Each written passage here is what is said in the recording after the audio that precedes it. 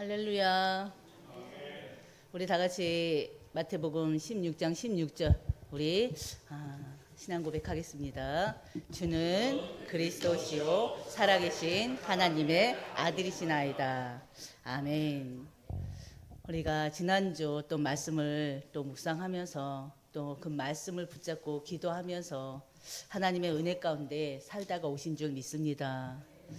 우리의 고백이 항상 주일만 예배 시간에만 하는 고백이 아니라 바로 예수는 그리스도시고 살아계신 하나님의 아들이심이 고백되어지는 삶이 되시기를 주의 이름으로 축원드립니다. 우리 구원자 되신 예수 그리스도는요, 놀라운 권세자이십니다. 그렇죠? 귀신들을 내쫓으시고요, 모든 악한 영들을 제압하시는 분이십니다. 그렇죠? 그리고 또 영적인 병, 육신의 병, 우리의 삶의 병도 바로 치유해 주시는 분이십니다. 그 예수님께서 하나님을 떠나서 죄 가운데 빠져 사는 우리를, 일평생 사단의 종노릇하며 살 수밖에 없는 우리를, 그 죄로 인한 저주와 재앙 가운데 절망할 수밖에 없는 우리를 택하시고 우리를 구원하셨습니다.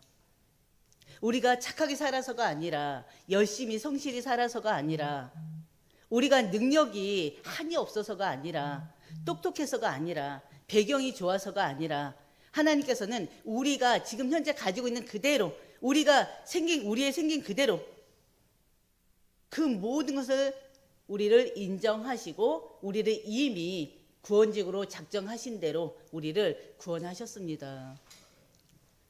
우리는 그 하나님의 은혜에 감사하면서 매일매일 하나님께 나아가는 자들이 되시기를 주의 이름으로 축원드립니다.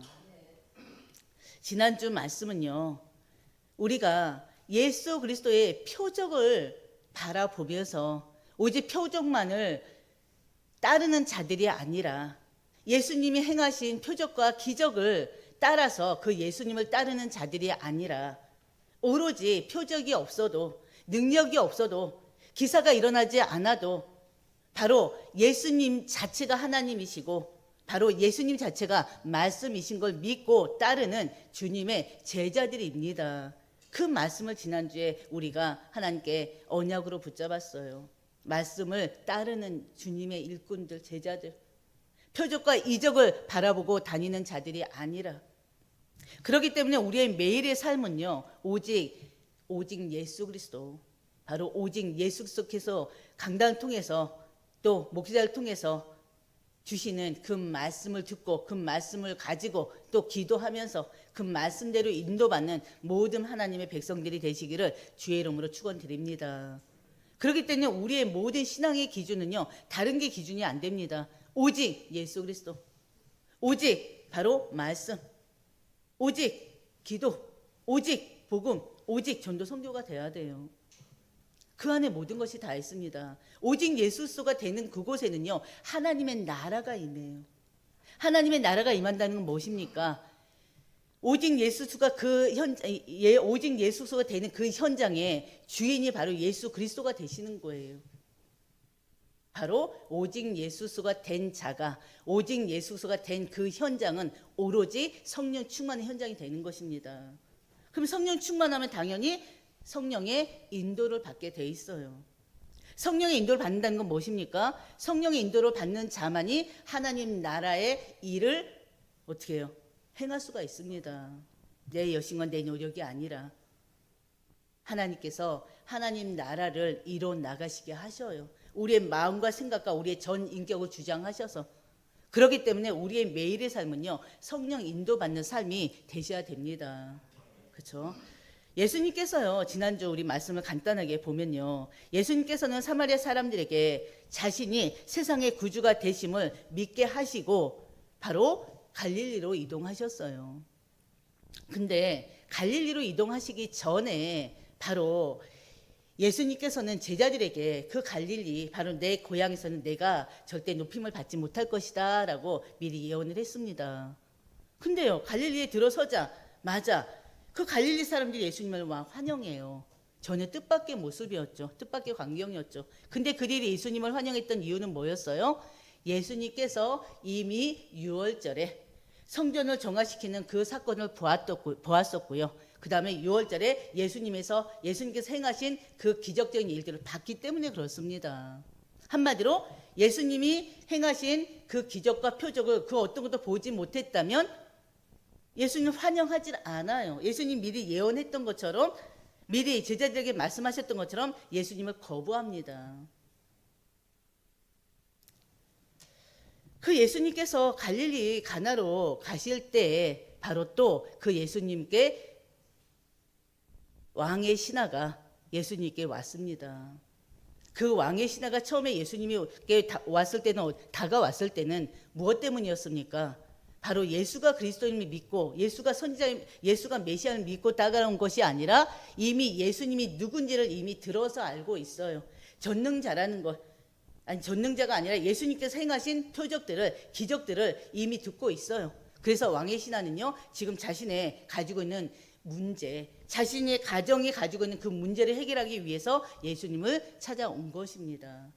그 왕의 신하가 가지고 있던 문제가 뭐였습니까? 자신의 아들이 죽을 병에 걸려서 언제 죽을지 모르는 그 상황에 있는 거예요. 다 죽어가는 그 아들을 보면서 그 아버지의 마음은 어떻겠습니까? 어떻게 해서든 이 아들을 살리기 위해서 엄청난 노력도 했을 것이고요. 그러면서 이 예수님에 대해서 소문을 듣게 됐어요. 그래서 그 예수님이 갈릴리 가나에 계시다는 소리를 듣고 그 먼 길을 달려온 것입니다. 34km라는 그 거리를 달려온 것입니다. 그 아들을 살리기 위해서. 그때 예수님께서는 뭐라고 그랬나요? 그 아비에게 표적과 기사를 보지 못하면 도무지 믿지 않는다고 책망을 하십니다. 그거는 그 아들, 다 죽어가는 아들을 둔 그 아버지에게만 하는 얘기가 아니라 어떻게 보면 지금 현재를 살아가는 오직 표적과 기적만을 따르려고 하는 지금의 모든 그리스도인들에게 주시는 말씀이기도 합니다. 그 말씀은요, 바리새인들에게 한 얘기예요. 유대인들에게 한 얘기입니다. 그 아버지에게 한 얘기입니다. 그러나 오늘 우리에게 주시는 하나님의 말씀이기도 합니다.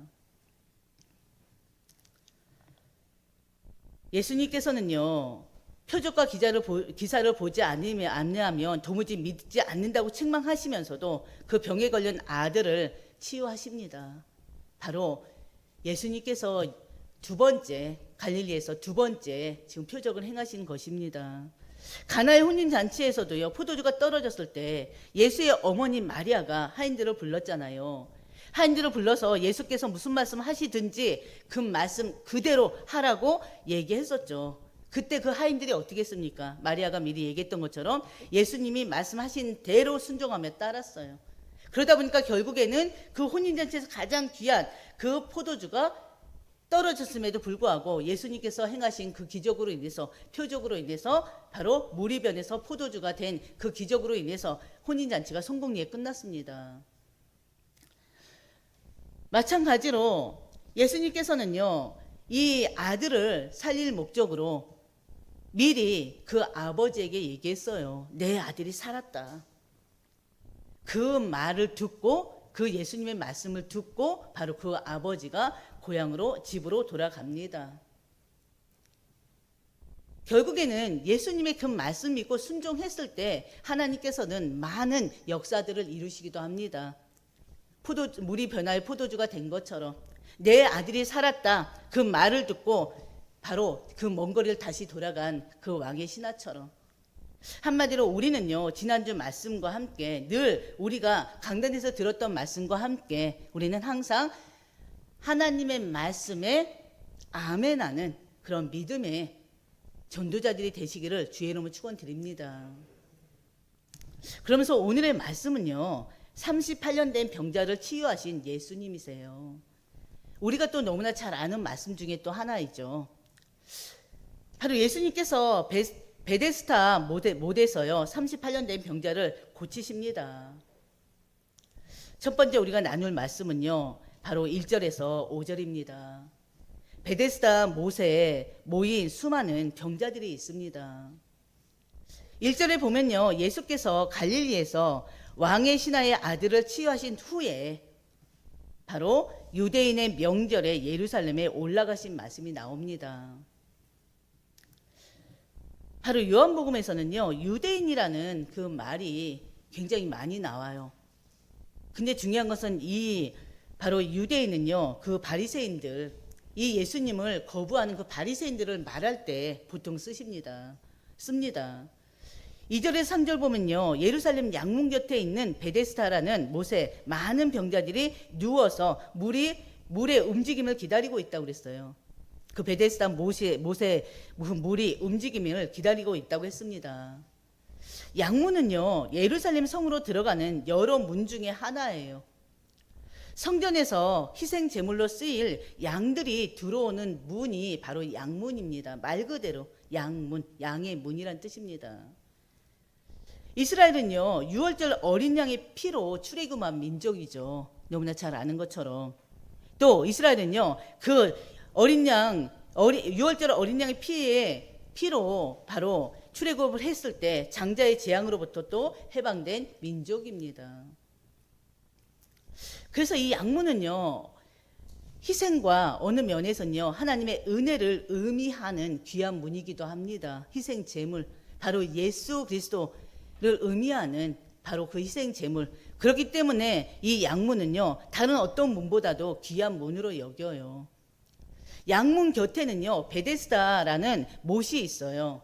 그 베데스다는 원어로 풀어보면요, 은혜의 집이라는 뜻이에요. 긍휼의 집, 자비의 집이라는 뜻이에요. 그 안에, 그 베데스다 못에 많은 병자들이 지금 있습니다. 누워 있습니다. 맹인들이 있고요, 다리 저는 사람들이 있고요, 혈기 많은 사람들이 바로 그 안에서 그 못에 물이 움직이기만을 기다리고 있습니다. 근데 왜 기다리고 있습니까? 설명이 나와 있죠. 4절에 보면요, 천사가 가끔 베데스다 못에 내려와서 물을 움직이게 하는데요, 이 물이 움직일 때 제일 먼저 들어가는 사람의 병이 낫는다는 전설이 있는 거예요. 그 전설을 믿고요, 지금 병든 자들이 바로 베데스다 그 못 주변에 잔뜩 누워 있습니다. 그러면서요, 그 물이 동하기만을, 움직이기만을 지금 기다리고 있는 것입니다. 그들 중에는요, 또 경제적으로도 부유한 자들도 있을 거고요, 사회적으로도요, 성공한 사람들도 있을 거예요. 왜냐하면 거기까지 온다는 건요, 많은 이 왕의 신하가 그 아들을 고치기 위해서 여러 가지 방법을 다 썼을 것처럼 이들 또한 거기에 와서 누워있을 정도로 많은 그 치유법들을 찾았을 것입니다. 그러나 찾지 못하고 마지막 한가닥 희망으로 지금 그곳에 누워 있습니다. 특히나 이제 그곳에는 더 중한 병을 가진 자들이 또 누워 있기도 하고요.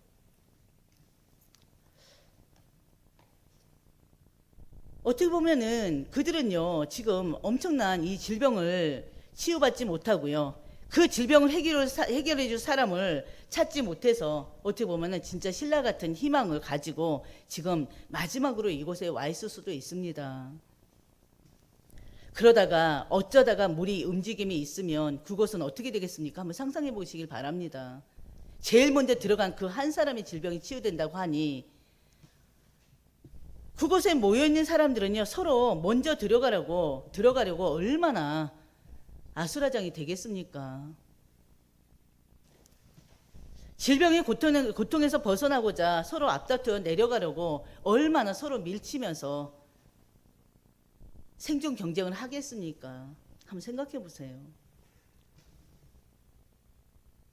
이것은요, 단순한 민간 신앙일 뿐이에요. 어떻게 보면 전설이잖아요. 그럼에도 불구하고 지금 그 유대 민족들이 하나님의 선민이라고 자처하는 그 유대 민족들이, 하나님의 선민이라고 자랑하는 그 유대인들이 이것이라도 붙잡고자 그 한가닥의 희망을 안고 지금 그 속에서 지금 그 물이 움직이기를 기다리고 있는 거예요. 어느 면에서는 그 전설이 그곳에 그 물에 들어가는 모든 자들이 살아남으면 얼마나 좋을까요? 참 전설도 참, 그쵸? 참 사람을 아주 갈급하게 만들고요, 더 절망스럽게 만드는 그런 또 전설이기도 하죠.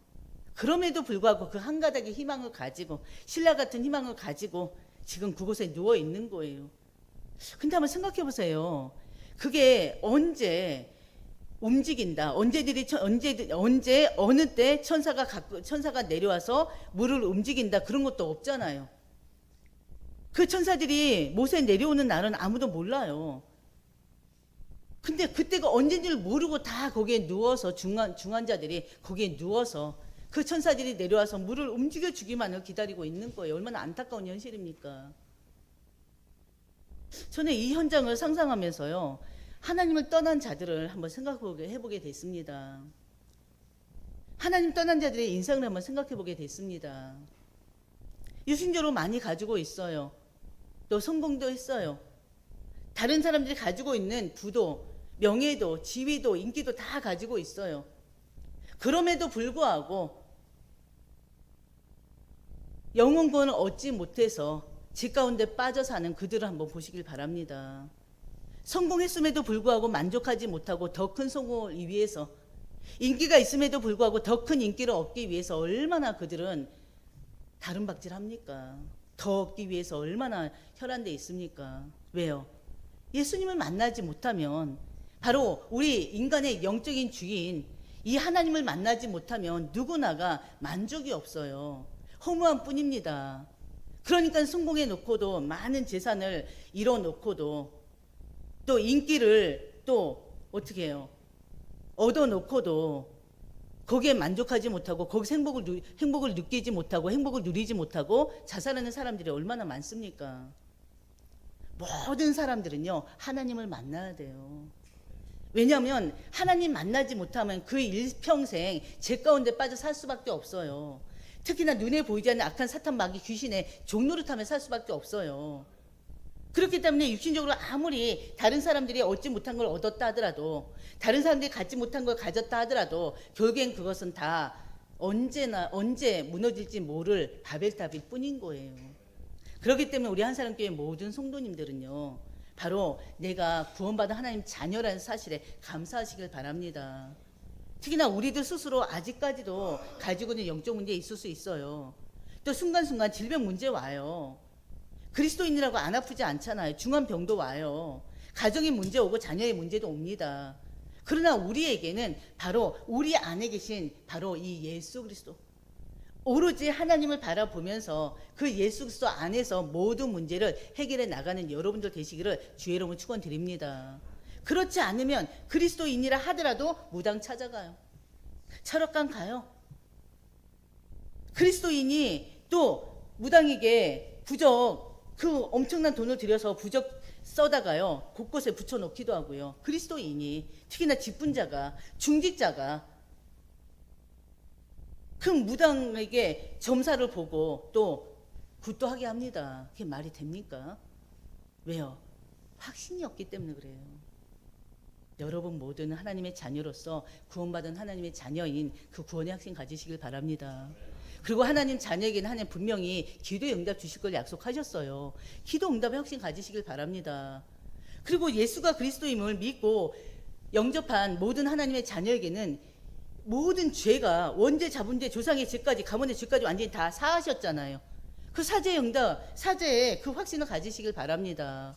그러면서 우리는 매일매일 말씀으로 승리할 수 있는 하나님의 자녀들이에요. 승리 확신 가지세요. 특히나 바로 우리는 우리 몸 자체가 하나님의 성전이잖아요. 어떻게 성전됐다고 그랬어요? 하나님의 성령이 내 안에 들어오심으로써 우리는 하나님의 거룩한 성전이 됐잖아요. 무슨 말입니까? 우리 안에 계신 성령이 우리의 매일매일을 이끌어 인도해 주셔요. 그렇기 때문에 우리는요, 오로지 하나님 말씀만 따르는 자들이 되시면 돼요.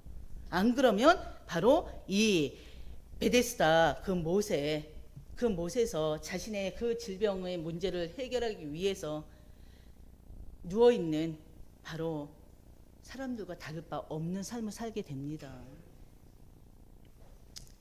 5절을 보면요, 거기에 또 누가 있다고 그랬어요? 38년 된 병자가 있다고 그랬어요. 그는 물이 움직일 때 맨 먼저 못으로 들어가길 원하는 아주 중증 환자입니다. 어떻게 해서 못으로 들어가려 노력하는데요, 어느 누구도 그를 도와줄 자가 없어요. 혼자 힘으로는 내려갈 수 없는 처지에 있는 완전히 중증 환자입니다. 이 환자는요, 스스로 아무것도 하지 못하고요, 죄의 문제도 해결 못하면서요, 막연한 기대감을 가지고 살아가는, 어떻게 보면은 저 비그리스도인들을 또 말하기도 합니다. 두 번째 우리 나눌 말씀은요, 6절에서 9절입니다. 38년 된 병자를 고치시는 예수님이세요. 수많은 병자들 중에서요, 예수님께서는 유독 38년 된 병자에게 관심을 보이십니다. 6절에 보면요, 예수께서 그 누운 것을 보시고 병이 벌써 오래된 병인 줄 아셨다고 그랬어요. 그는 누구도 주의 도움을 절실하게, 누구보다도요, 주님의 도움이 필요한 자입니다. 그렇지 않습니까? 38년이라는 긴 기간을 지금 질병과 싸우고 있는 자예요. 그렇다면 38년 동안 누워있다면 그의 그 몰골을 상상해 보시길 바랍니다. 그의 정신 상태를 한번 생각해 보시길 바랍니다. 영적으로 얼마나 병들어 있을까요? 영적으로는 또 얼마나 심각할까요? 너무나 안타깝죠. 그 38년 동안 중병에 걸려서 누워있다는 한번 생각을 해보시길 바랍니다. 얼마나 안타까운 자입니까? 근데 예수님께서 거기에 많은 손마른 자가 있고 많은 병자들이 있는데 유독 그 38년 된 그 병자에게 집중하셔요. 예수님께서는요, 처음 만난 이 38년 된 병자의 병세를 이미 정확하고 알고 계십니다. 그러면서 뭐라고 질문합니까? 그 병든 자에게 내가 낫고자 하느냐라고 그래요. 절망 가운데 있는 그에게 예수님이 네가 낫고자 하느냐, 어떻게 보면 당연한 말씀을 지금 질문을 하십니다. 근데요, 또 그 병자 한번 보시길 바랍니다. 네가 낫고자 하느냐 그러면은 보통들 어떻게 대답할까요? 네, 낫게 해주세요. 낫고 싶습니다. 낫도록 도와주세요부터 해야 될 거 아니에요. 근데 이 병자의 대답을 한번 보면요, 물이 움직일 때 못에 넣어줄 사람이 없이 그가 가는 동안에 다른 사람이 먼저 내려간다고 예수님께 오히려 하소연하고 있습니다. 왜요? 예수님이 누군지를 몰라요. 지금 네가 낫고자 하느냐라는 사람이 바로 메시아인 걸 전혀 모릅니다. 모든 해결자라는 사실은 모릅니다. 그냥 한 유대인, 한 남자로 지금 보는 거예요. 그러니까는 그에게 지금 뭘 하소연하는 거예요? 자신이 지금까지 못에 들어가지 못한 거, 그걸 지금 하소연하면서 한편으로는 이 예수님에게 도움을 요청하는 거죠. 어떤 도움 요청하겠어요? 자신을 못에 넣어달라는 요청을 하고 있는 거예요. 절망적인 상황 가운데 있던 그를 불쌍히 여기신 예수님께서 그에게 아주 놀라운 명령을 하십니다. 생각해 보세요. 이 환자는 38년 동안 일어나지 못한 환자예요. 그 환자에게 8절, 일어나 내 자리를 들고 걸어가라 그래요. 38년 동안을 침상에 누워있던 사람에게 일어나라는 그 자체가 말이 됩니까? 특히나 내 자리를 들고 걸어가라는 말이 됩니까? 예수님의 이 명령의 말씀은요, 네가 지금까지 의지했던 내 침상을 이제는 거두어서 메고 가라는 것입니다. 우리 사람들의 관점에서 보면요, 진짜 말도 안 되는 말씀이죠. 불가능한, 정말 시도조차도 할 수 없는 명령의 말씀이죠. 근데 그 명령의 말씀은요, 거역할 수 없는 전능하신 그 하나님의 능력으로 이 병자에게 임하게 됩니다. 바로 9절, 이 사람이 곧 나아서 자리를 들고 걸어가니라 그랬어요. 아멘. 일어나 내 자리를 들고 걸어가는 예수님 말씀에 이 사람이 순종해서요, 바로 스스로 일어나 자리를 들고 걸어가는 것입니다. 이 말씀을 보면서 우리는 지난주 우리는 왕의 신하를 또 생각해 볼 수가 있죠. 내 아들을 살려주세요. 그러니까 예수님이 왜 표적을, 기사를 봐야지만 믿느냐 했을 때 그 왕의 하인이 어떻게 했습니까? 다시 한번 또 그랬잖아요. 내 아들이 있는 곳으로, 내 아들이 있는 곳으로 가서 내 아들을 고쳐주소서 했잖아요. 그게 무슨 말입니까? 내 아들에게 안수라도 해서라도 고쳐주세요, 그 뜻이거든요. 그때 예수님이 살았다 가라 그랬잖아요. 근데 그때 그 하인이, 왕의 하인이, 왕의 신하가 그걸 내가 어떻게 믿습니까 하지 않았잖아요. 그 말씀에 순종해서 갔어요. 마찬가지예요. 지금 일어나 내 자리를 들고 걸어가라. 이때 이 38년 된 병자가 어떻게 해야 됩니까? 실제적으로는 지금 무슨 말씀하시는 겁니까? 나 좀 저 못에 넣어주세요. 내가 지금 어떻게 일어납니까? 나 38년이나 누워있던 병자입니다. 이래야 되잖아요. 근데 그 말씀에 순종해서 어떻게 했다고요? 그 사람이 곧 나아서 자리를 들고 걸어가니라 그랬어요. 이게 바로 하나님의 역사예요. 성령의 역사예요. 무슨 말입니까? 이 사람이 처음에는 이 유대인 남자가 누군지 몰랐어요. 그러나 하나님께서 그 사람 마음에 은혜를 주었습니다. 우리도 마찬가지잖아요. 우리가 처음 예수님을 영접했을 때 우리가 그 예수님을 어떻게 믿고 영접합니까? 하나님께서 우리에게 우리 마음에 그 예수가 그리스도임을 믿어지는 은혜를 먼저 주셨잖아요. 내가 예수님을 먼저 믿은 게 아니라 믿을 수 있는 은혜를 주셨어요. 그래서 우리가 여러분들은 누구를 통해서 복음의 말씀을 들었는지 모르겠으나 저는 이제 제가 섬겼던 처음에 여자 목사님 통해서 복음을 받았거든요. 근데 여자 목사님이라고 해서 그 목사님이라고 해서 이 복음을 아주 장황하게 아주 길게 막 이렇게 성경 66권 다 풀어준 게 아니에요. 우리가 늘 보는 것처럼 구원의 길, 그 전도인들보 그거 한 권을 가지고 그거 간단하게 그것도 몇 분 동안 말씀해 주신 것 뿐이에요. 그걸 믿고 그 말씀을 듣고 어떻게 예수님을 그 즉시 영접을 합니까? 근데 하나님께서는요, 저에게 그 목회자가 하는 말을 100% 다 믿게 하셨어요. 왜냐하면요, 이미 그 목사님은 3년 동안 저희 집에 와서 저를 계속 이렇게 전도했던 분이세요. 근데 저 3년 동안 안 믿었거든요. 오셔가지고 과일 대접하면서 그 목사님이 예수 얘기만 하려면은 죄송합니다, 나가주세요 했던 사람이에요. 진짜로 3년 동안. 근데 어느 순간에 똑같은 말씀을 하시는데 거부도 안 하고 그걸 듣고 있는 거예요. 근데 그걸 듣고 있는데 제 마음속에 이미 내가 믿어야겠다는 생각도 없이 이미 영접하고 있는 거예요. 그게 하나님 은혜 아니겠습니까? 바로 왕의 신하도 마찬가지고요. 지금 이 38년 동안 병중에 있던 이 사람 또한 하나님이 이미 믿어지는 은혜를 주어버리셨어요. 그래서 이 사람은요, 곧 나아서 자리를 들고 걸어가게 됩니다.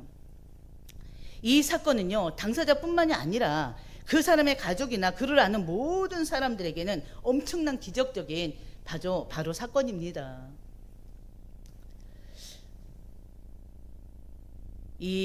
근데 예수 그리스도를 만나서 고침받은 사람은요, 38년 된 병자 한 사람뿐이에요. 그 병자는 예수님이 어떤 분이고 어디서 오신 분인지 전혀 알지 못한다니까요. 그저 예수님께서 일방적으로 찾아오셔서 그 병을 고쳐주셨습니다. 그곳에는요, 분명히 혈기 마른 자가 있고 소경도 있다고 그랬어요. 다른 병든 자들이 많이 있다고 그랬어요. 근데 하나님께서 왜 하필이면, 바로 예수님께서는 왜 하필이면 이 38년 된 병자 한 사람뿐인가요? 그게 하나님 계획이에요. 그게 바로 그 병자를 향한 하나님의 시간표고요. 그렇기 때문에 우리가 현장에 나가서 복음을 아무리 열심히 전해도요, 어느 때는 한 명도 만나지 못하고 또 어느 때는 몇 달에 한 번 겨우 영접하는 사람 한 명 걸린다거나, 그럼 모든 것들이 결국엔 뭐예요? 내가 그만큼 메시지를 잘 전해서, 아니면 내가 메시지를 못 전해서 영접하고 안 하고가 아니라 그 현장이 하나님 시간표 가운데 하나님 택한 자들이 돌아오게 돼 있는 것입니다. 그렇기 때문에 여러분들이 영혼 구원에 대해서 마음 담고 기도하시고요. 그러면서 전도 선교에 대해서 열매가 없다 하더라도 절대 실망하지 말라는 것입니다. 하나님이 하시는 거기 때문에. 아멘. 세 번째요, 예수님께서는 베데스다 못과 같은 세상에 찾아오셨습니다. 예수님을 통해서 38년간 중한 질병에 사로잡혀 움직이도 못하던 사람이 예수님을 만남으로 인해서 그 고통의 짐에서 해방되어서 자유하게 됐습니다.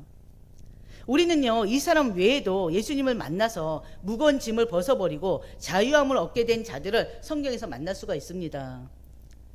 근데 중요한 것은요, 그들의 공통점은요, 예수님과 예수님의 말씀을 사실적으로 믿었다는 것입니다. 하나님의 은혜를 주셔서 믿었지만, 마태복음 8장 1절에 3절에 보면요, 산에서 내려오신 예수님을 수많은 무리들이 막 따라요. 근데 그때 그들 중에 한 나병 환자가 예수님께 다가옵니다.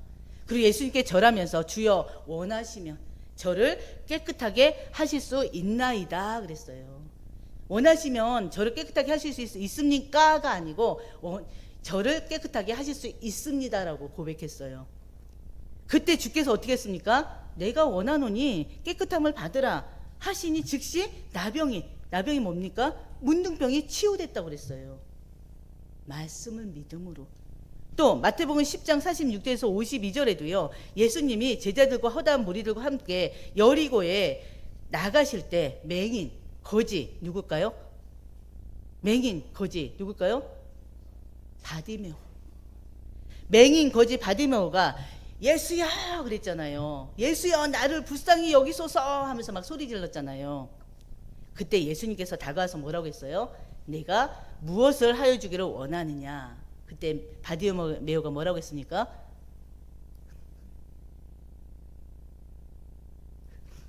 보기를 원하나이다. 보기를 원하나이다 그랬잖아요. 그때 예수님께서 가라 뭐라고 했습니까? 네 믿음이 너를 구원하였다 하셨잖아요. 또 마태복음 9장 20절에서 22절 보면 또 혈류증 걸린 여인 얘기가 나옵니다. 몇 년 동안이라고 그랬어요? 12년 동안 혈류증으로 고생하던 여자가 예수님의 겉옷만 만져도 구원을 받겠다는 믿음이 있었어요.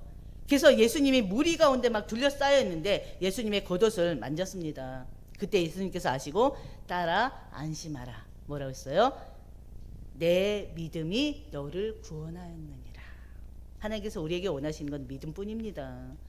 진리 대신 예수 그리스도를 믿을 때 우리는 무거운 짐에서 벗어나고 죄로부터 자유함을 얻게 됩니다. 아멘. 예수가 계신 곳에는 참 자유가 있습니다. 예수님께서는요 우리의 모든 짐을 벗겨주십니다. 그리고 우리를 자유케 하십니다. 그 예수님을 믿는 자들 되시길 바랍니다. 요한복음 3장 22절 뭐라고 그랬어요? 진리를 알지니 진리가 너희를 뭐 한다고 그러죠? 자유케 하리라. 아멘. 그리고 또 고린도 후서 3장 17절에도 주는 영이시니 주의 영이 계신 곳에는 자유가 있느니라. 아멘. 희망이 없다고 생각하는 자들에게 우리는 소망의 그리스도를 알게 해줘야 됩니다. 우리의 사명입니다. 지금도 많은 사람들이 영적인 병에 시달리고 있어요. 정신 문제, 육신의 문제에 시달리고 있습니다. 그에 대한 해답은 오직 예수 그리스도 뿐입니다. 그렇기 때문에 요한복음 3장 16절 하나님이 바로 세상을 사랑하사 이처럼 사랑하사 독생자를 주셨으니 그랬잖아요. 이 독생자 대신 예수를 믿는 자마다 멸망치 않게 한다고 그랬잖아요. 영생을 얻게 하신다고 했잖아요. 그렇기 때문에 우리 입술을 통해서 바로 이 예수 그리스도를 증거하는 여러분들 되시기를 주의 이름으로 축원드립니다. 예수가 그리스도인 믿을 때요. 예수가 그리스도 되심을 믿을 때 참 자유가 있습니다. 예수가 그리스도임을 믿을 때 참 평안을 얻게 됩니다. 마태복음 11장 우리 너무나 잘 아는 말씀이잖아요. 28절 뭐라고 그랬어요? 수고하고 무거운 짐진자들아 다 내게로 오라 그랬잖아요. 그러면서 뭐라고 했습니까? 나 예수가 너희를 쉬게 하리라 그랬어요. 그렇죠? 그러면서 너희 마음에 힘을 얻으리니 이는 내 멍에는 쉽고 내 짐은 가벼우리라. 바로 3절에 말씀하셨습니다. 시편의 119편 165편에도요 주의 법을 사랑하는 자에게는 그랬어요. 주의 법이 뭡니까? 그걸 다른 말로 바꾸면 주의 말씀을 사랑하는 자는 그 뜻이에요. 주의 말씀을 사랑하는 자는 큰 평안이 있으니 그랬습니다. 그들에게 장애물이 없으리로다. 하나님 말씀 믿는 자에게 큰 평안이 있고 그들에게 그 어떤 장애물이 없게 하신다는 것입니다. 믿으시길 바랍니다. 그리고 또 요한복음 14장 27절 너무나 잘 알죠. 평안을 너희에게 주노니 곧 나의 평안을 너희에게 주느나 그랬죠. 그러면서 내가 너희에게 주는 것은 세상이 주는 것 같지 아니하리라. 너희는 마음에 근심하지도 말고 두려워하지도 말라고 그랬어요. 왜요? 평안을 주시는 하나님이 계시기 때문에. 그 평안이 세상이 줄 수 없는 거라니까요. 마지막으로 우리는요 길을 알지 못해서 방황하는 이들에게 바로 길 대신 예수 그리스도를 증거하는 전도자들 되시기를 주의 이름으로 축원드립니다. 왜요? 이것은 우리 하나님의 자녀들에게 하나님이 주신 바로 명령이에요.